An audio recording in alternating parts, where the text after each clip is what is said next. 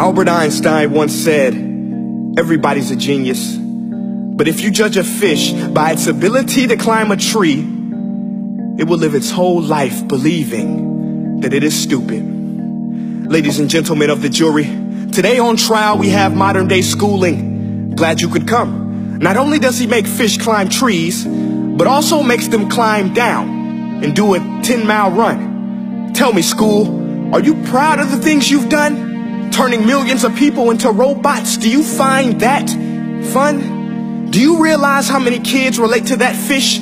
Swimming upstream in class, never finding their gifts, thinking they are stupid, believing they are useless? Well, the time has come, no more excuses. I call school to the stand and accuse him of killing creativity, individuality, and being intellectually abusive. He's an ancient institution that has outlived his usage. So, Your Honor, this concludes my opening statement, and if I may present the evidence of my case, I will prove it. Proceed. Exhibit A. Here's a modern day phone. Recognize it? Here's a phone from 150 years ago. Big difference, right? Stay with me. Here's a car from today, and here's a car from 150 years ago. Big difference, right? Well, get this. Here's a classroom of today, and here's a class we used 150 years ago. Now ain't that a shame? In literally more than a century, nothing has changed. Yet you claim to prepare students for the future? But with evidence like that, I must ask, do you prepare students for the future or the past? I did a background check on you and let the record show that you were made to train people to work in factories, which explains why you put students in straight rows, nice and neat, tell them sit still, raise your hand if you want to speak, give them a short break to eat, and for 8 hours a day, tell them what to think. Oh, and make them compete to get an A letter which determines product quality, hence grade A of meat. I get it. Back then, times were different. We all have a past. I myself am no Gandhi.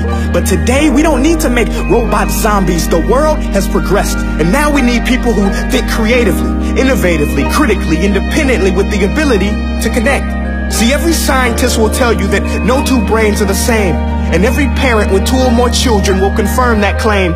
So please explain why you treat students like cookie cutter frames or snapback hats, giving them this one-size-fits-all crap. Watch your language. Sorry, Your Honor, but if a doctor prescribed the exact same medicine to all of his patients, the results will be tragic. So many people will get sick, yet when it comes to school, this is exactly what happens. This educational malpractice, where one teacher stands in front of 20 kids, each one having different strengths, different needs, different gifts, different dreams, and you teach the same thing the same way? That's horrific. Ladies and gentlemen, the defendant should not be acquitted. This may be one of the worst criminal offenses ever to be committed. And let's mention the way you treat your employees. Objection. Overruled. I want to hear this. It's a shame. I mean, teachers have the most important job on the planet, yet they're underpaid? No wonder so many students are short-changed. Let's be honest. Teachers should earn just as much as doctors, because a doctor can do heart surgery and save the life of a kid. But a great teacher can reach the heart of that kid and allow him to truly live. See, teachers are heroes that often get blamed, but they're not the problem. They work in a system without many options or rights. Curriculums are created by policymakers, most of which have never taught a day in their life. Just obsessed with standardized tests. They think bubbling in a multiple choice question will determine success. That's outlandish. In fact, these tests are too crude to be used and should be abandoned, but don't take my word for it. Take Frederick J. Kelly, the man who invented standardized testing, who said, and I quote, "These tests are too crude to be used and should be abandoned." Ladies and gentlemen of the jury, if we continue down this road, the results will be lethal.